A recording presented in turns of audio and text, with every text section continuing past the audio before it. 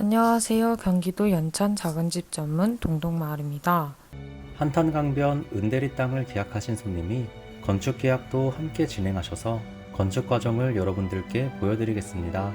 건축 도면 그리기 및 허가 진행. 건축 전에 손님이 원하는 집의 모양을 3D 도면으로 그리고 가용한 예산 범위 내에서 자재의 수준을 정했습니다. 그린 도면을 건축사무소에 보내 설계를 의뢰하고 건축 허가를 진행한 후 건축 설계 도면을 받았습니다.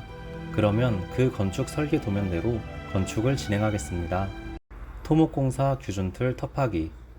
먼저 집을 짓기 전에 경사진 부분이 있어서 굴착기를 이용하여 땅을 평평하게 만들었습니다. 기존의 땅은 질척하기 때문에 복합골재를 받아서 집터에 평평하게 펼쳤습니다. 이렇게 복합골재를 깔아주면 질척하지 않고 건축하기에 아주 좋은 땅이 됩니다. 그리고 규준틀 작업을 진행했습니다. 건축 도면에 나와 있는 위치에 맞게 땅의 경계를 기준으로 일정한 거리를 계산하여 두 개의 점을 찾고 피타고라스의 정리를 이용하여 직각을 맞춰 다른 두 개의 점도 찾아 말뚝을 박았습니다. 그리고 말뚝에 줄을 연결한 다음 스프레이로 땅에 선을 그었습니다. 굴삭기로 터파기를 진행해야 하기 때문에 기초 말뚝의 연장선상 가장자리에 말뚝을 박고 줄을 감아 놓았습니다. 터파기 전 레벨기를 이용하여 땅의 높이를 측정하고 미니 굴착기를 이용하여 터파기를 진행했습니다. 터파기 중간중간 땅의 높이를 측정하여 일정한 높이로 터파기를 진행했습니다. 이렇게 터파기가 완료됐습니다. 거푸집 배관공사 기초 콘크리트 타설. 먼저 거푸집과 파이프 소요를 계산하여 대여했습니다. 거푸집을 터파기한 곳 가장자리에 분산시켜 내려놓고 거푸집을 설치했습니다. 거푸집이 90도로 꺾이는 부분은 L자 모양의 철근과 거푸집 핀을 이용하여 고정했습니다. 거푸집 핀은 망치로 때려서 고정했습니다. 일직선으로 연결된 부분은 거푸집 핀만을 이용하여 거푸집을 설치 및 고정했습니다. 굴착기가 나올 수 있게 입구를 제외하고 거푸집 설치를 완료했습니다. 그리고 땅을 깊게 파서 추후 설치할 수도 계량기와 연결될 상수도관을 넣었습니다. 이물질이 들어가지 않게 청테이프로 감은 다음 상수도관을 붓기 위해 팠던 땅을 되메우게 했습니다. 이렇게 상수도관 되메우기가 완료됐습니다. 터파기를 위해 풀어놨던 줄을 다시 연결하고 미니 굴착기를 이용하여 거푸집 위치를 맞춰 나갔습니다. 사람이 하려면 굉장히 무거웠을 텐데 미니 굴착기를 사용하니 일이 정말 수월하네요. 이렇게 거푸집의 모서리를 맞춘 다음 다른 쪽 모서리들도 모두 맞췄습니다. 미니 굴착기를 꺼내고 거푸집을 마저 설치한 다음 파이프로 튼튼하게 고정했습니다. 이번엔 굴착기를 이용하여 거푸집을 일자로 만들고 지면과 수직이 되게 맞춰서 철근으로 고정했습니다. 그리고 거푸집 바깥쪽 밑에는 흙으로 덮고 위에는 각재를 맞춰 보강했습니다. 거푸집 모서리 부분은 파이프를 이용하여 고정했습니다. 주문한 각 파이프 C형강 2형 철근이 배송됐습니다. 굴착기를 이용하여 기초 콘크리트 안에 넣을 2형 철근을 먼저 내렸습니다. 각 파이프 C형강 2형 철근은 건축 계약 수량에 맞춰 주문했습니다. 안타깝게도 계약 당시 정한 금액보다 철근 값이 너무 많이 인상되는 바람에 금액을 상향 조정하지 않을 수 없었습니다.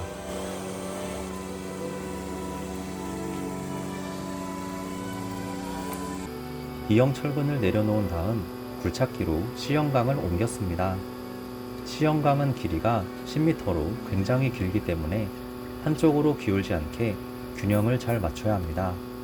슬림바를 C형강에 감아서 굴착기 고리에 걸고 조심스럽게 천천히 옮겼습니다.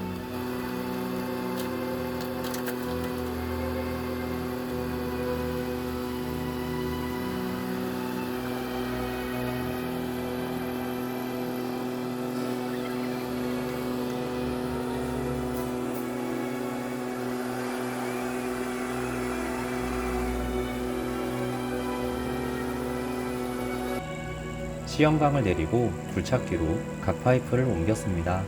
각 파이프 길이는 6m로 C형방보단 짧지만 양이 많아 굉장히 무겁습니다. 그러나 6더블 굴착기는 이 무거운 각 파이프도 거뜬하게 들어서 옮길 수 있습니다. 이렇게 건축 현장의 굴착기는 굉장히 큰 역할을 하는데요.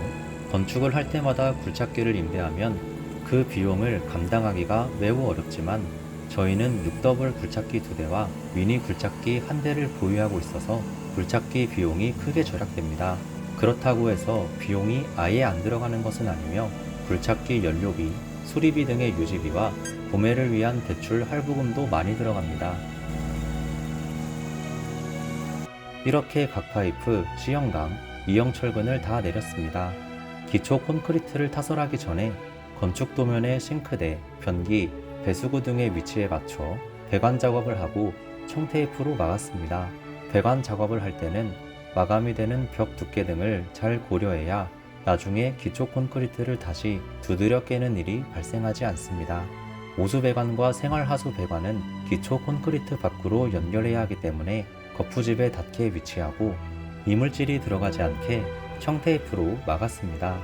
그리고 바닥에서 올라오는 습기를 막기 위해 비닐을 깔았습니다. 이후 바닥 단열재를 깔고 E형 철근을 작업했는데 실수로 사진을 못 찍었네요. 펌프카가 왔습니다. 기초 콘크리트를 골고루 타설하고 표면 평탄화 작업을 진행했습니다. 콘크리트는 총 36루베가 들어갔는데 레미콘 차로 6차입니다. 이렇게 나무로 물결을 치면 거친 입자는 밑으로 내려가서 표면이 균일해집니다.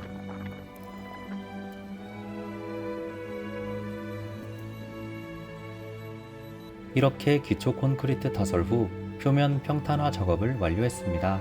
2,000 years later. 5일 뒤 현장에 가보니 기초 콘크리트가 잘 양생됐습니다.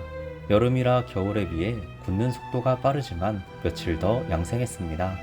3일 정도 더 양생하고 거푸집을 해체했습니다. 파이프와 거푸집 핀을 모두 제거하고 미니 굴착기를 이용해 해체했습니다. 이렇게 거푸집 해체를 끝으로 튼튼한 기초 콘크리트가 완성됐습니다. 경량 철골조. 먼저 기초 콘크리트 위에 도면에 맞게 먹줄로 선을 그은 다음 베이스판을 앙카볼트로 고정하고 수직에 맞춰 각 파이프 기둥을 세워 용접하였습니다. 기둥을 세운 다음 도리와 보 부분을 용접했습니다.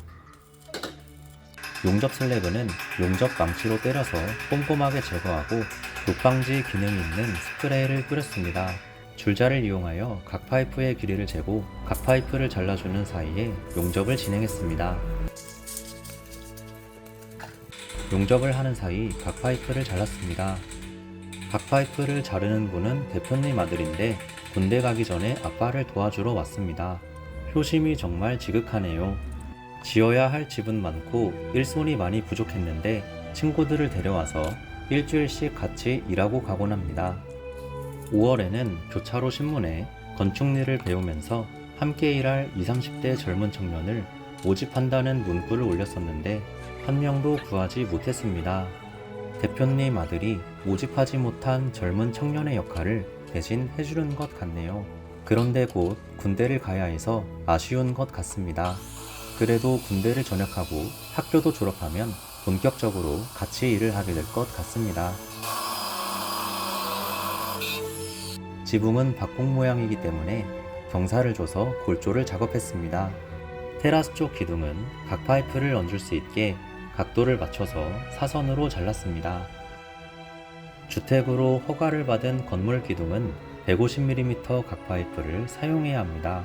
그러나 이곳은 근린 생활시설로 허가를 받았기 때문에 100mm 각 파이프를 사용했으며 법적인 문제가 없습니다. 반대편 지붕 골조도 완성했습니다. 뼈대가 정말 튼튼해 보이네요. 주택은 골조가 정말 중요한 것 같습니다. 뼈대 있는 집안이라는 말이 있듯이 좋은 뼈대에서 좋은 그리고 지붕을 튼튼하게 지지할 수 있게 C형강과 보강철판을 이용하여 삼각형 모양의 트러스를 용접했습니다. 지붕 트러스가 튼튼하게 잘 용접됐네요. 다락 공간의 철골은 400mm 간격으로 튼튼하게 용접했습니다. 지붕 판넬을 골조에 고정하기 위해서는 1m 이하의 간격으로 시형강을 용접해야 합니다. 시형강을 용접하기 전에 시형강이 얹히는 위치에 기역자 꺽쇠를 미리 용접했습니다. 그리고 시형강을 기역자 꺽쇠에 얹고 용접했습니다. 이렇게 경량철골조 시공이 완료됐습니다. 벽 판넬, 지붕 판넬. 주문한 지붕 난연 판넬이 왔습니다. 단열 기준을 충족하는 260mm 두께입니다. 그리고 주문한 벽 난연 판넬도 함께 왔습니다. 단열 기준을 충족하는 225mm 두께입니다. 지붕 판넬을 작업할 때 A형 사다리를 이용하면 너무 위험합니다. 그래서 안전을 위해 고소 작업대나 이동식 조립식 비계를 사용해야 합니다. 그러나 기존에 보유하고 있던 고소 작업대는 다른 집 짓는 현장에 가 있기 때문에 동시에 집을 짓기 위해 한 대를 더 구매했습니다. 벽 판넬을 작업하기 위해 가로로 세워서 기둥에 댔습니다. 벽 판넬은 기둥 바깥으로 80이 나가고 안쪽으로 45가 들어오게 선을 그었습니다. 그리고 그은 선을 기준으로 판넬을 절단했습니다. 스티로폼도 필요한 부분을 남기고 제거했습니다. 재단한 벽 판넬을 다시 세워서 80mm가 기둥 밖으로 나오게 위치한 다음 스크류 볼트를 이용하여 고정했습니다. 스크류 볼트는 100mm 길이를 사용하였으며 기둥당 위아래로 2개씩 고정했습니다. 고정 후 기둥과 판넬 틈 사이에 우레탄 폼을 썼습니다. 판넬은 가로로 3장이 들어가는데 맨 위에 들어가는 판넬은 골조에 걸리기 때문에 스티로폼을 땄습니다. 벽 판넬 작업 한 면이 완료됐습니다. 그리고 맞은편 벽 판넬도 작업했습니다. 안면 홍조증이 있어서 태양을 피하고 싶었습니다. 판넬이 교차하는 부분은 대각선으로 잘랐습니다. 그리고 틈은 우레탄 폼을 싸서 꼼꼼히 메꿨습니다. 벽 판넬 3면이 완료됐습니다. 벽 위쪽 삼각형 부분은 225mm 판넬을 따서 쓰기에는 골조가 너무 많아서 철골 바깥으로 붙이기 위해 75mm 판넬을 추가로 구매했습니다. 마침 판넬을 거래하는 업체에 재고가 있어서 바로 가져왔습니다. 그리고 삼각형 모양으로 재단하여 고정했습니다. 이렇게 벽체 판넬 작업이 완료됐습니다. 이제 지붕 판넬 작업을 진행하겠습니다. 먼저 지붕 판넬 작업 전에 용마루를 준비했습니다. 폭이 좁은 건 재생 용마루입니다. 용마루는 지붕 판넬 위아래로 시공해야 합니다. 그래서 지붕 판넬을 올리기 전 시형강 위에 용마루를 시공했습니다. 고소 작업대를 이용하여 지붕 판넬을 올리고 스크류 볼트를 이용하여 시형강에 고정했습니다. 지붕이 교차하는 부분은 지붕 경사를 고려하여 100씩 땄습니다. 지붕은 골조 밖으로 500씩 나오게 작업했으며 중간중간에 지붕이 틀어지지 않게 일정한 각도를 잘 유지하며 작업했습니다. 한쪽 면의 지붕이 굉장히 잘 시공됐습니다. 지붕 판넬을 모두 작업하고 교차하는 곳 틈으로 빗물이 들어가지 않게 용마루를 시공했습니다. 그리고 지붕 판넬 테두리에 3단 후레싱을 시공했습니다. 지붕이 꺾이는 부분은 3단 후레싱을 직각으로 접어서 시공했습니다. 이렇게 지붕 후레싱 작업이 완료됐습니다. 창문이 들어가는 부분은 철판을 자르고 기타 줄을 이용하여 스티로폼을 따냈습니다. 창문 틀이 정말 잘 따졌네요. 아래에는 창문을 지지할 수 있게 각재를 대서 보강 틀을 만들 예정입니다. 집으로 들어오는 길도 깔끔하게 정리했습니다. 이렇게 경량철골조 전원주택 시공 중 규준틀, 터파기, 기초 콘크리트, 경량철골조, 벽판넬, 지붕 판넬 작업이 완료됐습니다. 그러면 영상을 통해 완료된 모습 감상하시겠습니다.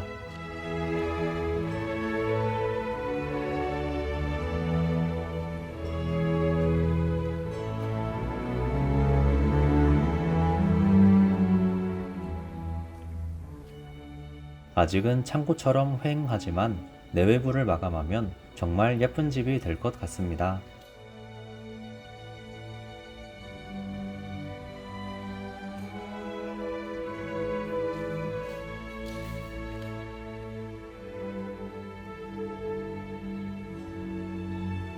지붕 방수 시트, 아스팔트 싱글.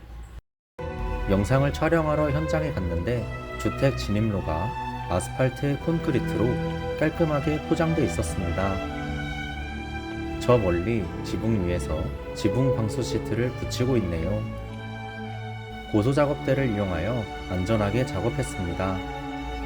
방수 시트는 구배를 줘야 하기 때문에 아래부터 붙여나갔습니다. 지붕 위에서 작업을 할 때는 그늘이 없어서 장렬하는 여름 태양을 다이렉트로 쬐기 때문에 중간중간 그늘 아래에서 충분한 휴식을 취했습니다.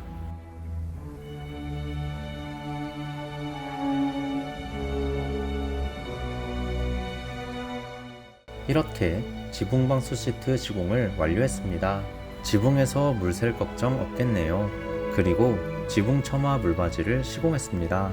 물바지 길이는 하나에 3m인데 지붕 길이는 13m이기 때문에 5개를 겹쳐서 시공했습니다. 그리고 물바지 양 끝에 연마개를 시공했습니다. 고소 작업대를 이용하여 아스팔트 싱글을 올렸습니다. 아스팔트 싱글도 지붕 방수 시트와 동일하게 구배를 줘야 하기 때문에 지붕 아래서부터 시공해 나갔습니다. 그리고 지붕 끝부분은 미리 반으로 잘라놓은 싱글을 사용했습니다. 싱글을 지붕 판넬에 고정했습니다. 싱글 모타정기에 연결된 관은 에어 컴프레셔와 연결되어 있어서 공기압에 의해 싱글 못이 타정되는 방식입니다. 대표님 아들 친구인데 정말 빠르네요. 지금은 육군훈련소에서 훈련받고 있겠네요. 저는 재작년에 8년 3개월 동안 군 복무 후 전역했는데 이제 입대해서 훈련받을 대표님 아들 친구를 생각하니 입가의 미소가 절로. 싱글못 타정 후에는 위에 얹을 싱글을 고정하기 위해 실리콘을 쐈습니다. 싱글 가운데 하얀색 선이 있는데 그 선만큼 싱글이 겹쳐지기 때문에 그 선에서 약간 위에 실리콘을 쐈습니다. 그리고 그 위에 아스팔트 싱글을 얹고 타정기를 이용하여 싱글 못을 타정했습니다. 싱글 한 장당 싱글 못을 4개씩 타정했습니다. 이 작업을 계속 반복해 나갔습니다. 이제 고지가 얼마 남지 않았네요. 지붕 꼭대기 부분을 제외하고 아스팔트 싱글 시공을 완료했습니다. 지붕 꼭대기 용마루 부분은 싱글을 세로 방향으로 겹쳐서 시공했습니다. 이렇게 아스팔트 싱글 시공이 완료됐습니다. 그러면 영상을 통해 완성된 지붕의 모습을 감상하시겠습니다. 처음에는 샌드위치 판넬에 불과했던 지붕이 진짜 지붕다워졌네요.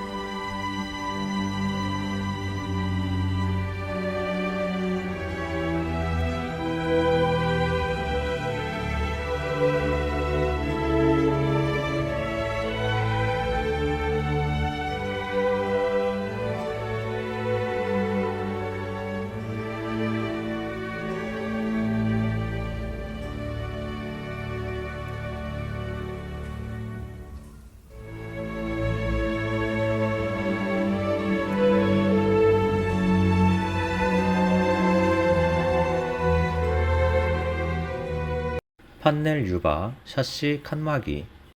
현관문과 샤시가 들어갈 자리의 판넬은 스티로폼이 노출되어 있어서 샤시를 지탱하기엔 힘이 많이 부족합니다. 그래서 스티로폼의 노출을 막고 샤시를 튼튼하게 받칠 수 있도록 판넬 유바를 시공했습니다. 이렇게 외벽 판넬 유바 시공을 완료했습니다. 그리고 크기에 맞게 주문한 샤시가 도착했습니다. 먼저 샤시 틀을 판넬 유바에 넣고 피스로 튼튼하게 고정한 다음 샤시 틀에 샤시와 방충망을 끼워 넣었습니다. 그리고 샤시 틀과 판넬 유바 사이에 약간의 틈이 있는데 그 틈은 우레탄 폼을 써서 꼼꼼하게 메꿨습니다. 샤시가 밖으로 약간 튀어나오게 시공한 이유는 외벽 마감재를 시공했을 때 평평하게 하기 위함입니다. 다용도실과 욕실, 방에 있는 샤시들도 정교하게 시공했습니다. 거실 쪽 큰 샤시 2개는 바닥에 각재를 대기 위해 추후에 시공했습니다. 벽 판넬과 지붕 판넬이 만나는 부분에 틈이 있었는데 L자 모양의 철판을 이용하여 보강했습니다. 추후에 철판 안쪽에 단열재를 넣을 예정입니다. 큰 샤시는 튼튼하게 각재를 갖춘 다음 시공하고 샤시 틀과 판넬 유바 그리고 판넬 유바와 판넬 사이에 빗물이 들어가지 않게 방수 테이프를 붙였습니다. 작은 샤시 틀에도 방수 테이프를 붙였습니다. 그리고 칸막이 작업을 위해 칸막이용 판넬과 칸막이용 판넬 유바를 준비했습니다. 판넬 유바를 칸막이 판넬을 시공할 위치에 맞게 위아래로 고정한 다음 그 사이에 칸막이 판넬을 넣고 피스로 고정했습니다. 그리고 문을 설치할 위치와 크기를 맞춰서 판넬을 따내고 따낸 곳에 노출된 스티로폼을 판넬 유바를 이용하여 마감했습니다. 현관 쪽 칸막이는 사진을 못 찍었네요. 이렇게 지붕 방수 시트, 아스팔트 싱글, 판넬 유바, 샤시, 칸막이 시공을 완료했습니다. 그러면 영상을 통해 완료된 모습을 감상하시겠습니다.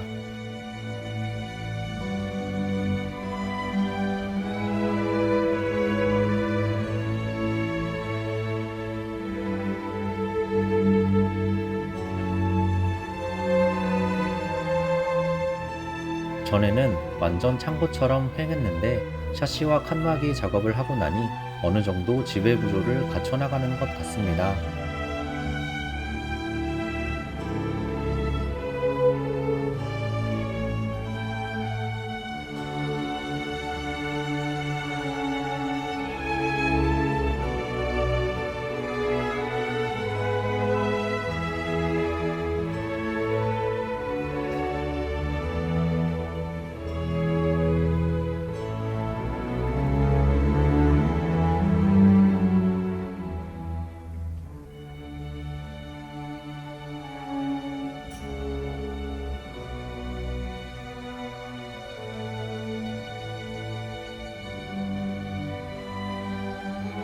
바닥 방통 작업.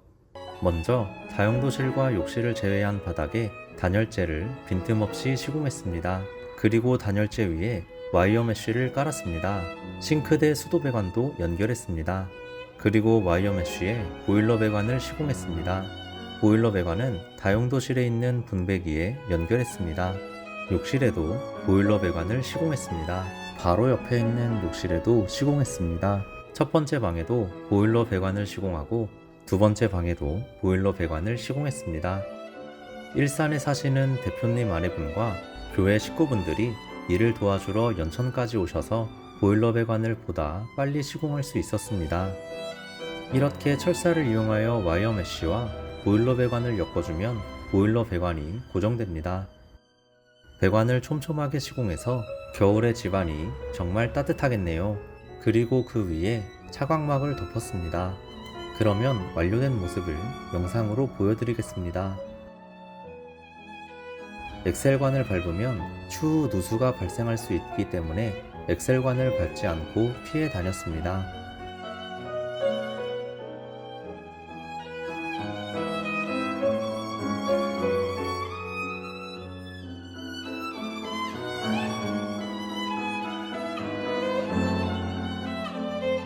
며칠 뒤 현장에 가보니 10cm 높이로 콘크리트가 타설되어 있었습니다.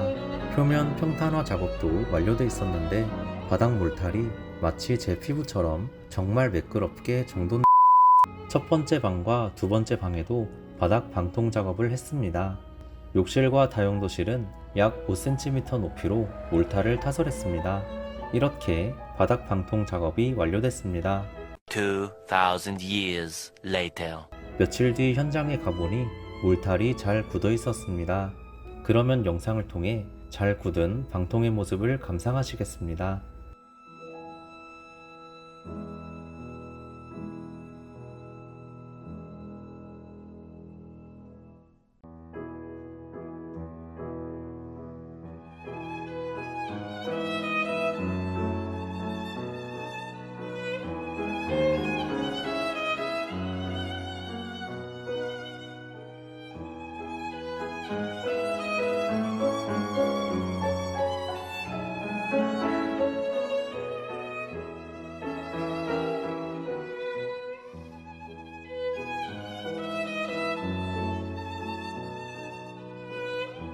시멘트 사이딩, 방부목 사이딩.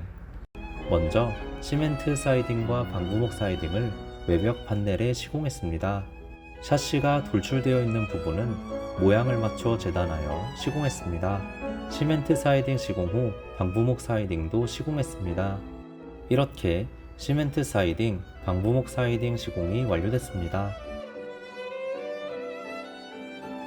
그냥 시멘트 사이딩으로만 시공하면 저렴하고 공정도 간단하지만 비용과 시간을 들여 방부목 사이딩을 시공하여 포인트를 주면 밋밋하지 않고 고급스러운 느낌의 전원주택 외관이 탄생됩니다.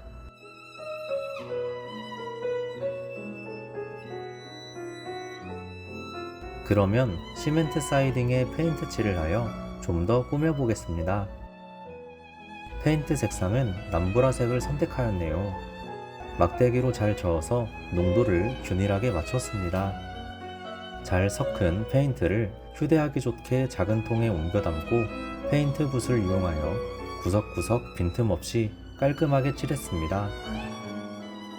이렇게 시멘트 사이딩에 페인트 칠을 완료했습니다. 그런데 전원주택 색상이 영화 엑스맨에 나오는 배우 제니퍼 로렌스가 연기한 변신 능력을 지닌 미스틱 같네요. 그러면 완료된 모습 영상을 통해 감상하시겠습니다.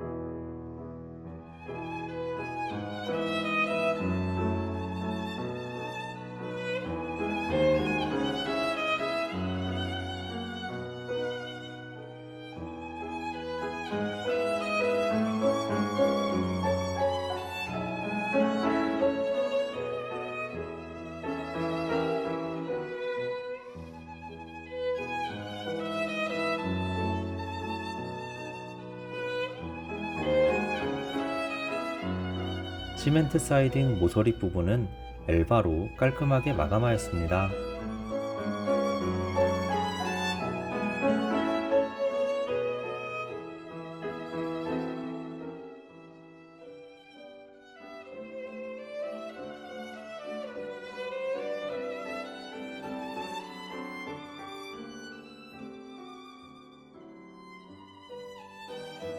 정화조. 먼저 10인용 P 정화조와 정화조 구성품을 준비했습니다.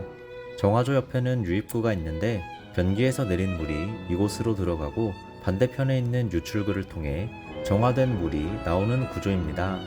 정화조 위에는 이런 스티커가 붙어 있는데 추후 건축 준공 서류 중 하나인 배수설비 준공 필증, 일명 정화조 필증을 받기 위해서는 이 사진이 꼭 필요합니다.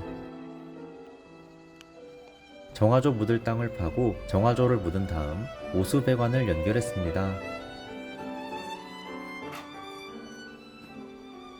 수도 계량기에 연결할 수도배관과 수도가에 연결할 수도관도 미리 빼놨습니다.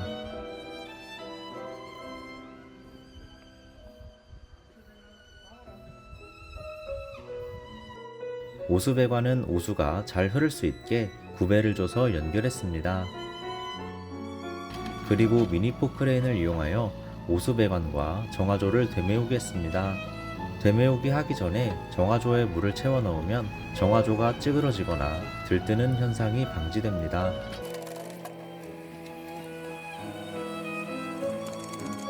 정화조와 오수배관을 되메우기 하고 수도가도 되메우기 했습니다. 이렇게 정화조 설치가 완료됐습니다. 몰타를 넣고 마무리하는 과정은 다음에 올려드리겠습니다.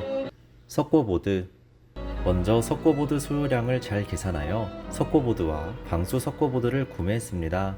석고보드를 판넬에 붙이기 전에 한치각 집성목을 이용하여 틀을 만들었습니다. 한치각 집성목을 필요한 길이만큼 잘랐습니다. 석고보드를 벽에 붙이기 전에 한치각 집성목으로 틀을 만드는 이유는 석고보드를 판넬에 밀착해서 붙이면 판넬에 생긴 습기를 석고보드가 바로 흡수해서 석고보드에 곰팡이가 생기지만, 이렇게 판넬과 석고보드 사이에 30mm 정도의 공간을 만들면 석고보드가 습기를 흡수하기 전에 틈 사이에서 말라버리기 때문에 곰팡이가 생기지 않고, 틈 사이에 전기 배관을 넣어서 전기 작업을 할 수 있기 때문입니다. 한지각 집성목은 레이저를 이용하여 수직을 잘 맞춰서 450mm 간격으로 타카를 쏴서 작업했습니다. 왜냐하면 석고보드 사이즈가 900mm이기 때문에 석고보드의 양쪽 끝과 가운데를 한지각 집성목에 고정하기 위해서입니다. 현장에서는 정제 다루기라는 용어를 많이 쓰는데, 한지각 집성목이라고 하는 이유는 저희 채널 영상을 보시는 분들 중에 일본 말을 싫어하는 애국자이신 분들이 워낙 많아서 이제 일본어는 사용하지 않기 때문에 한지각 집성목이라고 하는 것입니다. 다용도실에 한지각 상트를 작업하고 1번 욕실과 2번 욕실에도 한지각 상트를 작업했습니다. 1번 방에도 한지각 상트를 작업하고 2번 방에도 완료하였습니다. 거실에도 한지각 상틀 작업을 하였습니다.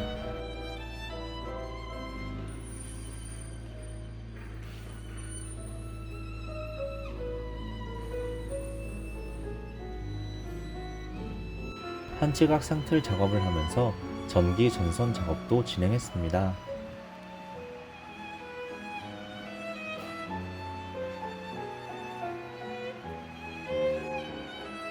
전기 작업은 동두천에 사시는 전기의 달인 전달 황 선생님이 진행했습니다.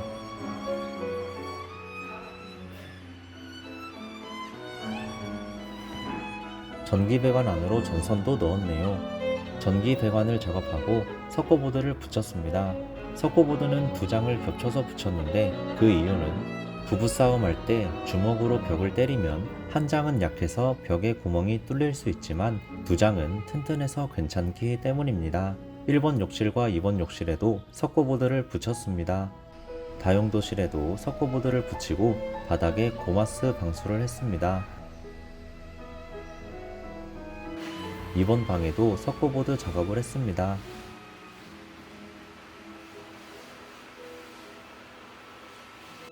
거실에도 석고보드 작업을 했습니다.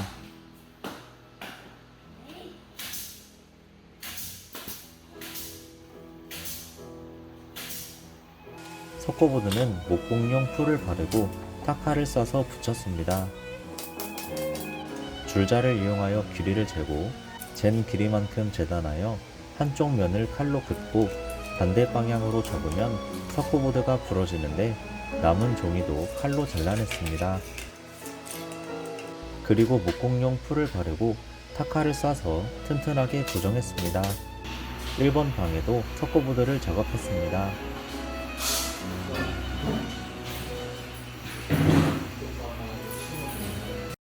타일 도기. 먼저 욕실과 다용도실 바닥에 타일을 시공하기 위해 사모레를 받아왔습니다. 1번 욕실에 사모레를 깔고 벽 타일을 시공했습니다. 2번 욕실에도 사모레를 깔고 벽 타일을 시공했습니다. 다용도실에도 사모레를 깔고 벽 타일을 시공했습니다. 바닥에 타일 접착제를 바르고 바닥 타일을 붙였습니다. 육가 쪽으로 물이 잘 흐를 수 있게 타일에 구배를 줬습니다. 이렇게 다용도실에 바닥 타일, 벽 타일 시공을 완료했습니다. 1번 욕실과 2번 욕실에도 바닥 타일, 벽 타일 시공을 완료했습니다. 주방 싱크대 놓을 위치에는 벽 타일을 시공했습니다. 타일 시공 후 욕실에 도기를 시공했습니다. 2번 욕실에도 타일 도기 완료했습니다. 1번, 2번 욕실 샤워기 설치도 완료했습니다.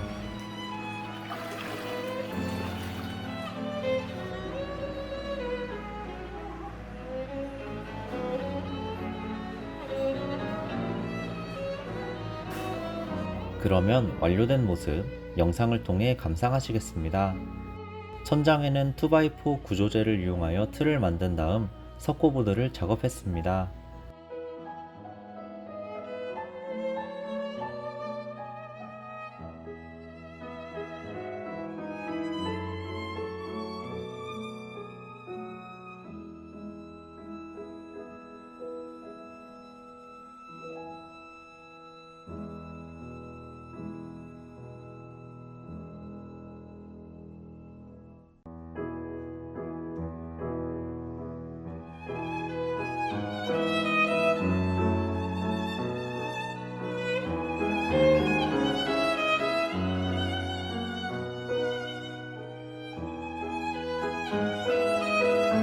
루바 시공.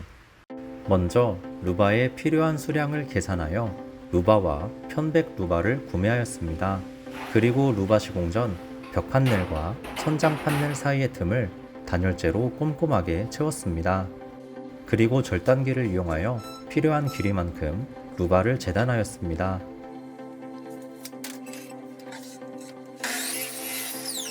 루바가 직접 닿는 곳에 목공용 접착제를 바르고 홈을 잘 끼워 맞춘 다음 타카를 이용하여 루바를 시공했습니다.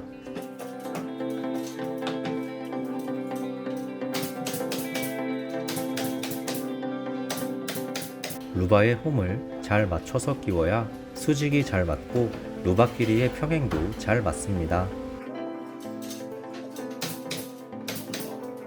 시공이 굉장히 잘 됐네요. 현관 벽과 천장에도 루바를 시공했습니다. 욕실 천장에는 편백 루바를 시공했습니다. 환풍기와 점검구도 설치했네요. 다용도실 천장에도 편백 루바를 시공했습니다. 거실 천장과 천장 쪽 벽에 루바 시공을 완료했습니다.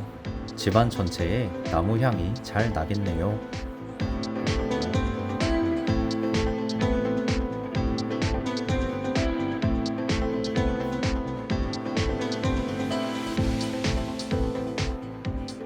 문 설치.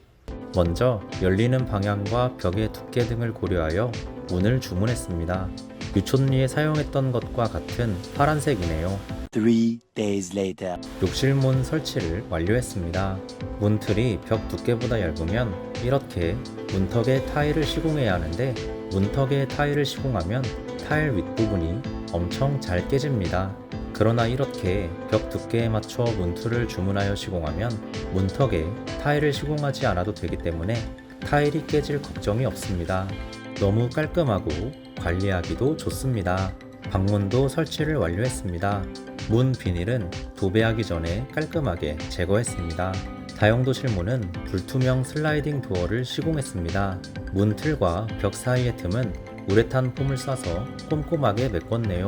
현관 3연동 중문도 설치 완료했습니다. 현관 방화문과 전자도어록도 설치 완료했습니다. 그러면 시공 완료된 루바와 문의 모습을 영상을 통해 감상하시겠습니다.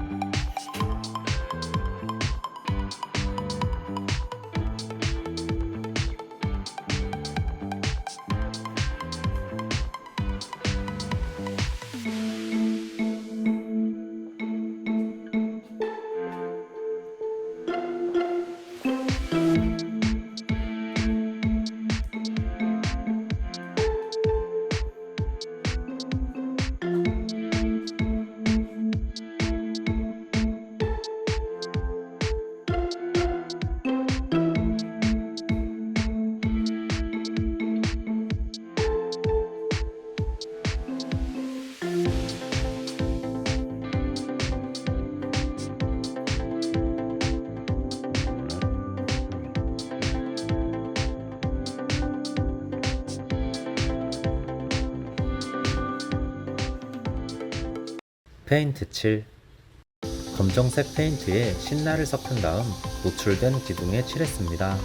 페인트 칠은 녹방지에 도움을 주고 예술가의 혼을 담아 구색결을 잘 살리면 고급스러운 느낌도 더해집니다. 두 번에 나눠서 페인트를 칠했습니다. 이렇게 기둥 페인트 칠을 완료했습니다. 정말 고급스럽네요. 처마 마감 방부목 몰딩. 먼저 방부목 데크에 오일 스테인을 칠하고 가지런히 놓고 자연 건조했습니다. 2,000 years later. 그리고 처마 아래 드러난 지붕 골조가 보이지 않게 잘 마른 방부목을 길게 두 줄 시공하였습니다.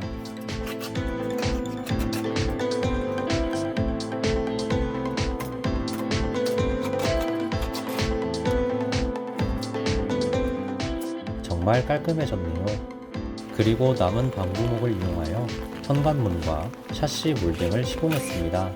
꺾이는 부분은 45도로 날리고 피스를 이용하여 튼튼하게 고정했습니다.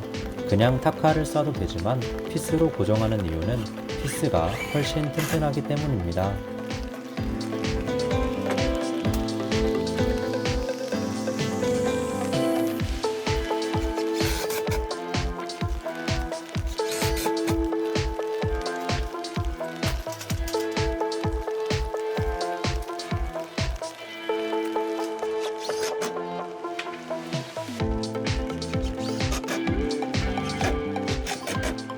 몰딩이 깔끔하게 잘 시공됐네요. 도배 장판. 먼저 석고보드 틈에 홈질을 붙였습니다. 홈질을 붙여야 벽지를 도배했을 때 표면이 매끄럽게 잘 나옵니다. 그리고 벽지를 꼼꼼하게 도배했습니다. 전선이 튀어나온 부분은 벽지에 구멍을 뚫어서 구멍으로 전선을 뺐습니다. 바닥 장판은 데코 타일을 사용했습니다. 바닥을 깨끗하게 쓸고 그 위에 데코 타일 접착제를 골고루 펴 바른 다음 지그재그 모양으로 데코 타일을 깔았습니다. 데코 타일을 자르는 방법이 신기하네요. 여러분들도 한번 감상해보세요.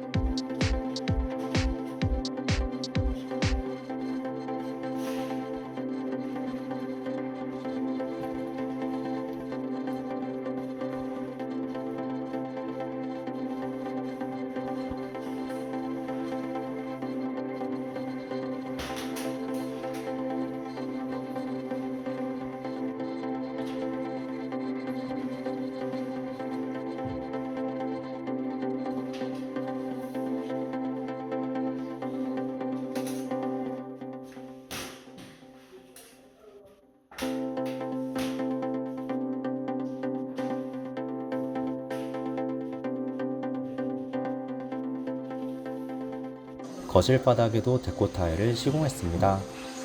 저희 집에 사용한 것과 같은 디자인이네요.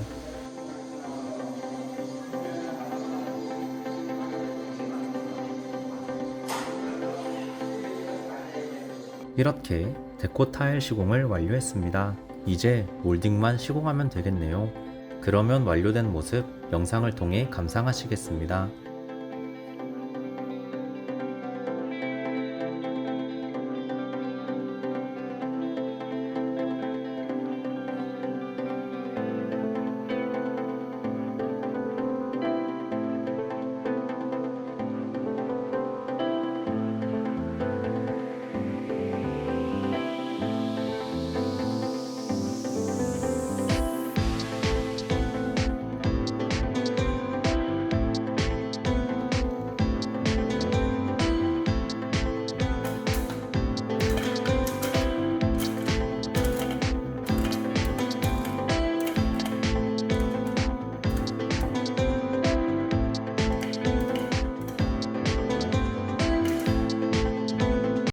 테라스 데크 시공. 먼저 방부목 데크를 시공하기 전에 2x4 방부목을 이용하여 틀을 만들었습니다. 그리고 틀 위에 방부목 데크를 시공했습니다. 기둥이 있는 부분은 기둥 모양에 맞춰 잘랐습니다. 테라스 데크의 높이가 너무 높아서 테라스 데크 계단을 만들었습니다. 니은자 모양의 테라스네요. 그리고 옆구리를 막았습니다. 아직 오일 스텐을 칠하지 않아 밝지만 벚나무 색상의 오일 스텐을 칠하면 색이 어두워지면서 고급스러워집니다. 걸레바지 몰딩. 바닥 타일과 벽지가 만나는 부분에 걸레바지 몰딩을 시공했습니다. 그리고 천장 가장자리에 천장 몰딩을 시공했습니다. 몰딩은 잘 휘어지기 때문에 눈의 시각과 손의 촉각을 최대한 집중하여 일직선을 잘 맞춰준 다음 타카를 써야 합니다. 이렇게 타카를 쏴주면 타카 핀이 몰딩과 천장 벽지를 뚫고 석고보드에 덮여 몰딩을 천장에 튼튼하게 고정해줍니다. 천장 몰딩은 걸레바지 몰딩과 다른 모양입니다.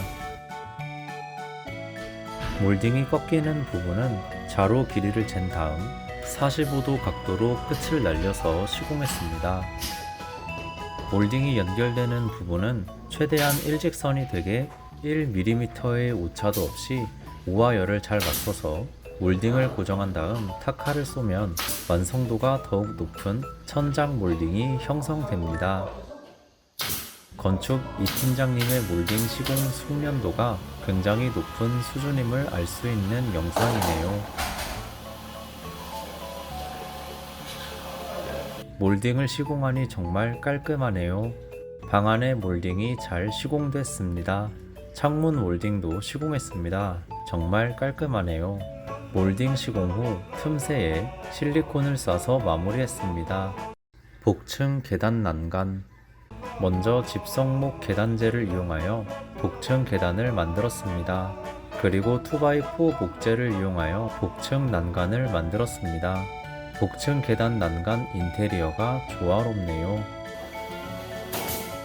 복층 난간은 타카를 여러 번 쏴서 튼튼하게 고정했습니다. 그러면 완성된 복층 계단 난간 인테리어의 모습을 영상을 통해 감상하시겠습니다.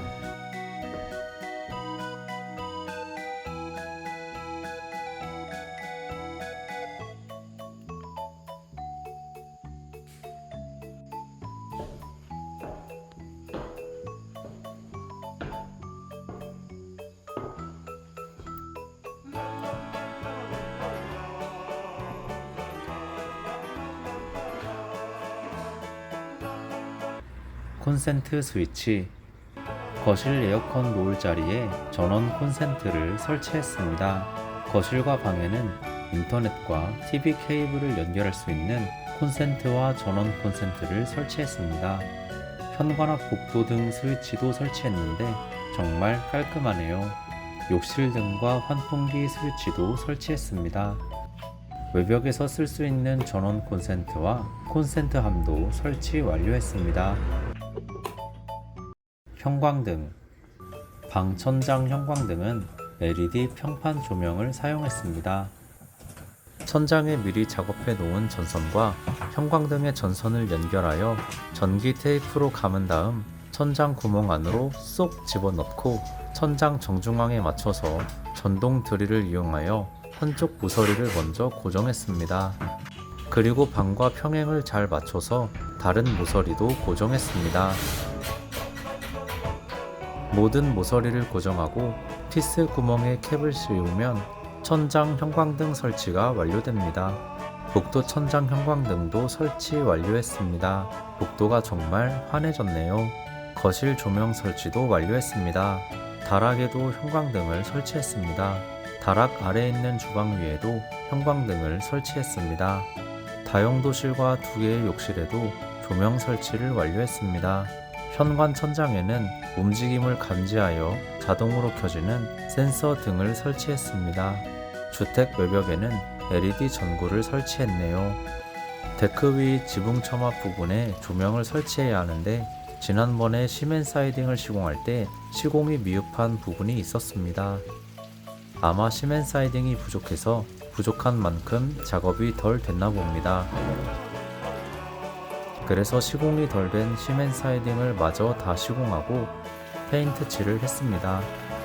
건축 1팀장님이 페인트 칠을 하셨는데 페인트 색상이 뭔지 궁금해서 여쭤보니 건축주분들이 직접 배합해서 준 색상이라고 하네요. 2,000 years later. 페인트가 마른 뒤 조명을 설치했습니다. 현관 앞에는 센서 등을 설치했네요. 마당 배수. 먼저 전원주택 마당 배수 공사를 위해 유형축구 수로관과 그레이팅, 콘크리트 집수정을 구매했습니다. 지붕 처마 배수를 위해 PE 집수정도 준비했습니다. 물이 잘 흘러나가도록 레벨을 맞춰 땅을 판 다음 집수정을 묻고 배수관을 연결했습니다. 그리고 집수정 그레이팅을 덮고 되메우기 했습니다. 지금은 지면보다 약간 높지만 마사토를 깔고 잔디를 심으면 지면보다 약간 낮아져서 배수가 잘 됩니다. 그리고 콘크리트 집수정을 묻기 위해 굴삭기로 땅을 팠습니다. 굴삭기는 현장 소장님이 운전했습니다. 콘크리트 집수정을 옮기기 위해 슬림바를 집수정에 연결했습니다. 집수정 양쪽에 세로 된 고리가 있는데 그 고리에 슬림바를 끼워 넣은 다음 슬림바에 철근 막대기를 꽂아서 고정했습니다. 반대편에 있는 고리에도 슬림바를 끼워 넣은 다음 슬림바에 철근 막대기를 꽂아서 고정했습니다. 그리고 굴삭기 고리에 슬림바를 걸고 들려고 했는데 철근 막대기가 빠지는 바람에 굴삭기를 운전하는 현장 소장님에게 잠깐을 외치고 다시 철근 막대기를 슬림바에 꽂았습니다.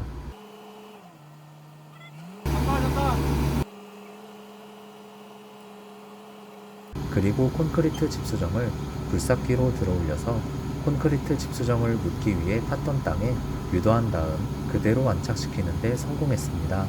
콘크리트에 손이나 발등을 지키면 많이 아프기 때문에 손과 발을 조심해야 합니다.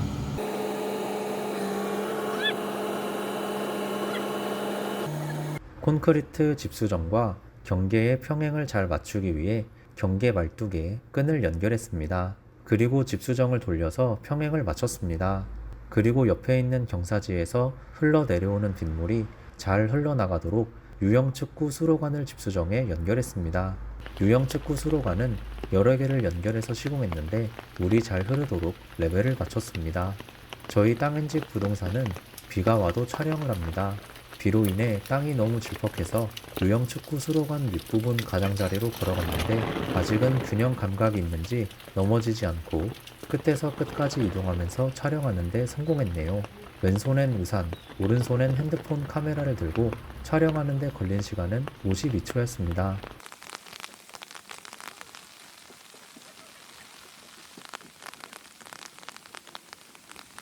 마당 모서리 부분에도 콘크리트 집수정을 설치했습니다. 유형축구의 물이 집수정 안으로 들어가게 집수정에 구멍을 뚫었습니다. 그리고 집수정에 들어온 물이 빠져나갈 수 있게 옆 방향으로 구멍을 뚫고 유형축구 수로관을 연결했습니다. 물이 잘 흐르도록 레벨기와 수평자를 이용하여 구배를 줬습니다. 마당과 도로 사이 땅의 경계에 유형축구 수로관을 묻기 위해 미니 굴삭기를 이용하여 땅을 팠습니다.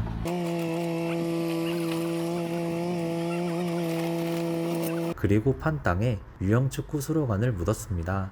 유형축구 수로관 주변 비어있는 공간은 미니 굴삭기를 이용하여 흙을 채워넣고 갈퀴를 이용하여 평평하게 만들었습니다. 그리고 길고 굵은 관을 만들어서 한쪽은 유형축구 수로관에 걸치고 반대편은 하천으로 자연스럽게 흘러나가게 구배를 맞춰놨습니다. 차가 지나다닐 수 있게 유형축구 수로관에 그레이팅을 얹고 길고 굵은 관을 묻기 위해 팠던 땅을 되메우게 했습니다. 정말 깔끔하네요. 그러면 완료된 모습 영상을 통해 감상하시겠습니다.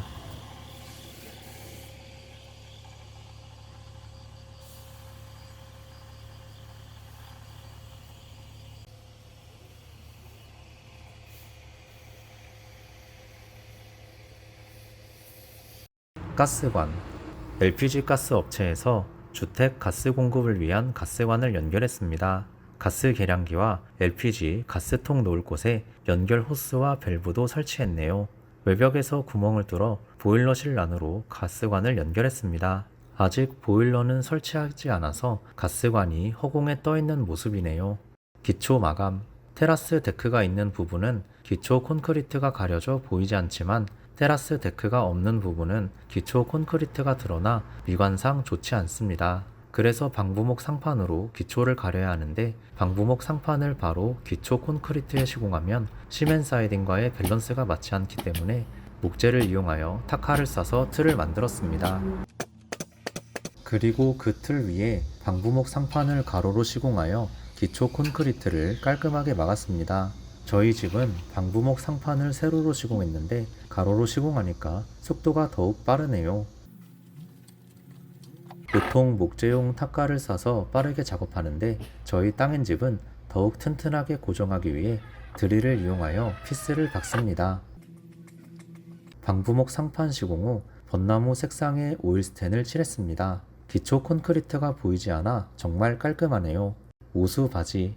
오수바지도 설치했습니다. 테라스 오일스테인도 깔끔하게 칠했습니다.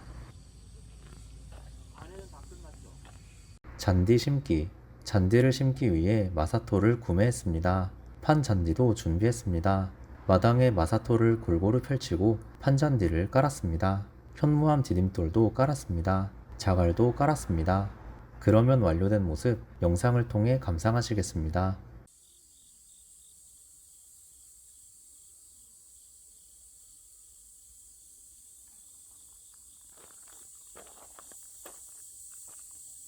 정화조 마감.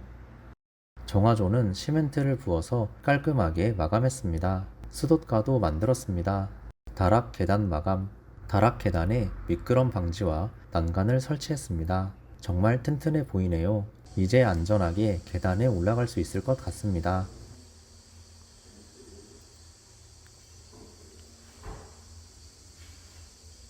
누전 차단기도 설치했습니다.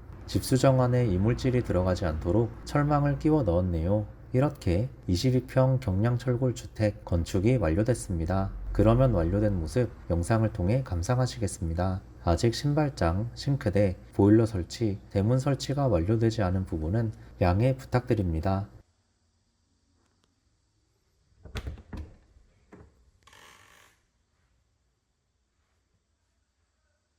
건축에 들어간 총 비용은 허가비를 포함하여 1억 조금 더 들어갔습니다. 자재값이 계속 상승하고 있어서 이제는 이 가격에 짓는 건 어려울 것 같습니다. 전화로 평당가를 물어보시는 분들이 많습니다. 집의 구조와 자재의 수준, 자재비 상승 등에 따른 변수가 너무 많고 저희는 손님과의 미팅 후 원하는 집의 도면을 그리고 자재비와 공정별 인건비, 허가비 등을 세부적으로 고려하여 예상 건축비를 계산하기 때문에 평당 얼마다 라고 말씀드리기가 어렵습니다. 그리고 저희는 다른 지역으로의 이동이 어려워 경기도 연천에서만 집을 짓고 있습니다. 타 지역에 집을 짓고 싶으신 분들은 해당 지역의 건축 업체를 알아보시는 것이 좋을 것 같습니다.